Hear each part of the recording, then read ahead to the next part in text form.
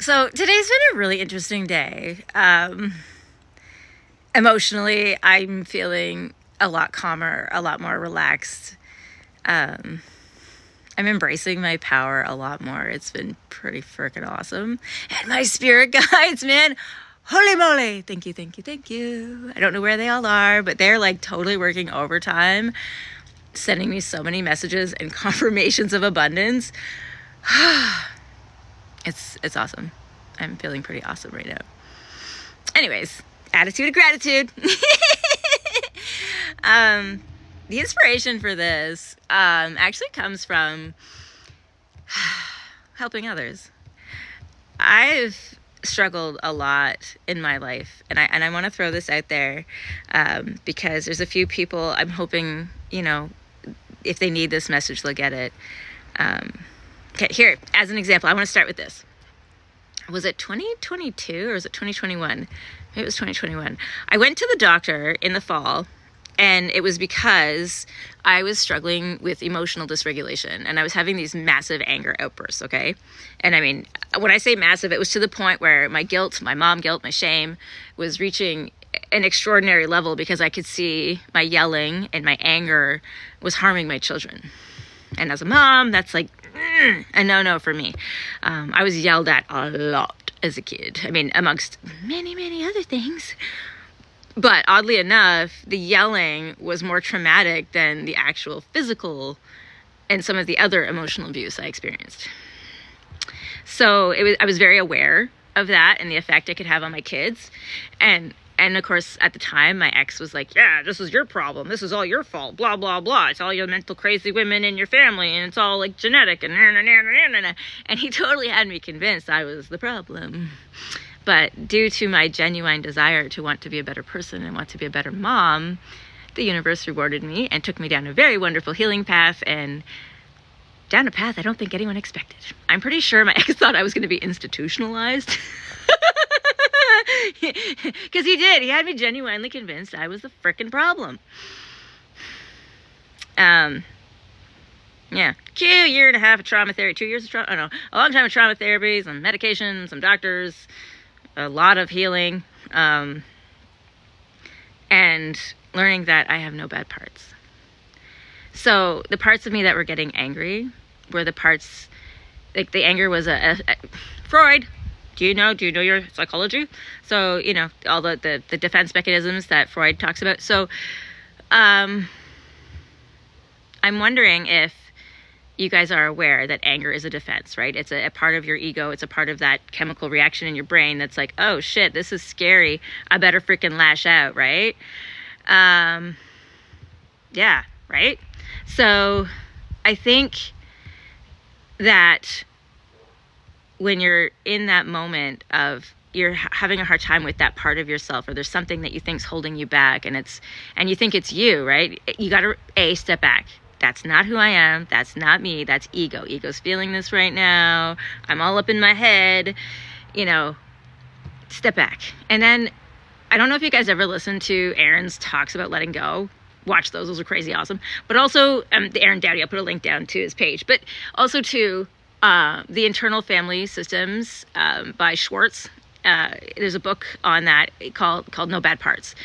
It's awesome. I highly recommend that book. My therapist encouraged me to get it, and I got it on Audible because, again, I don't sit still very much, so I needed it on Audible. And then I also think that it's important to realize that whether it's your anger or your jealousy or your grief or whatever it is that you think is a bad part, I want you to go back to the first time you decided it was a bad part. Go back to your childhood. Go back to a place, the first time someone told you it was bad, or maybe you saw someone get in trouble, or maybe it was you saw someone get violently hurt by doing something, or maybe you've been traumatized by multiple failing relationships because you've learned habitual behavior by mirroring people from your childhood, like adults that you'd seen. I mean, there's so many different things that could be going on there. You really should do some, meditation and deep exploring and approach those parts of you with curiosity and compassion. because a lot of the parts that you might think are bad, like my anger, for instance, was protecting me from flashbacks because my trauma was starting to reach a point where it had to come out. I was literally living in the house I had been traumatized in as a child with the man who had traumatized me, living out back in an apartment with my current abuser living with me in the house, still traumatizing me. Can you say explosion of emotion? So, yeah, it was fucking painful and it was like, honestly, I think I mentioned this before, but not this August, but August 2023, my ears had started ringing. And there was a series of events, including a vision.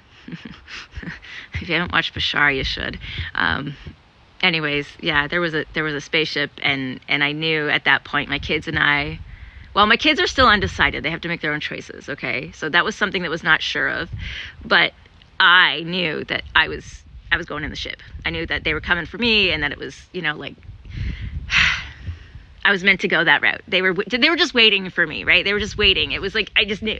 Anyways, so, and then, a lot of other things have happened since then. But I think that's really important to know, that, our journeys are not always explainable. And sometimes the path isn't going to start with an esoteric beginning. Sometimes it's going to start with you doing the clinical and the brain work and the trauma work and the therapy work. And if you are on a spiritual journey, don't neglect the meaty flesh sack. Because it needs work too. It really does. You have to do both, because you're not just one thing. You're three things and then some. Right? You have a meaty flesh sack.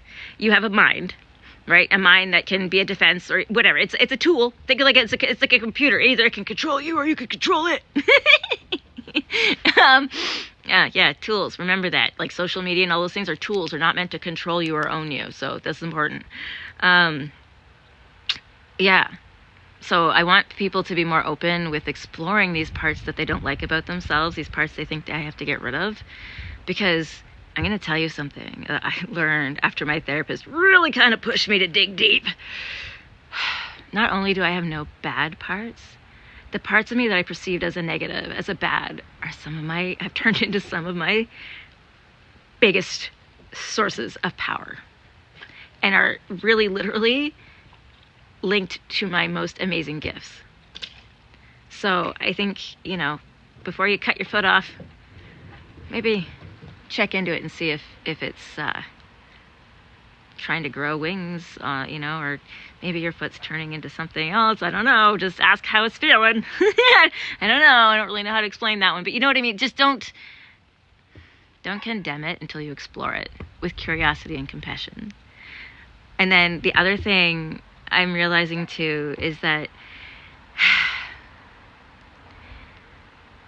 if you are feeling a negative emotion after trying a spiritual exercise of some kind, whether it's breath work or meditation, and you feel like it's not serving you, what part of your ego was offended? Okay?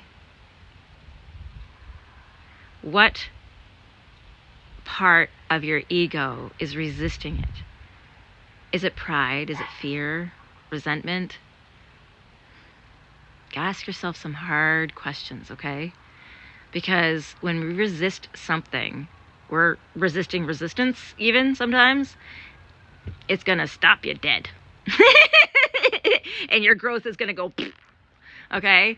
So, yeah, be curious. Have fun with it. And don't be ashamed or afraid of it, because sometimes what you think is ugly is actually really beautiful. I did this meditation practice where you're supposed to discover how beautiful your dark side is. And amazingly, what I once saw, an ugly, old, crepid, creepy woman, has become this magical, awesome goddess of dark power. But it's because she comes from a place where she knows how to transmute that dark power so that people can find light. And it's been fucking awesome. So yeah, that's my advice. And watch the videos and check out the links below. Have a great night.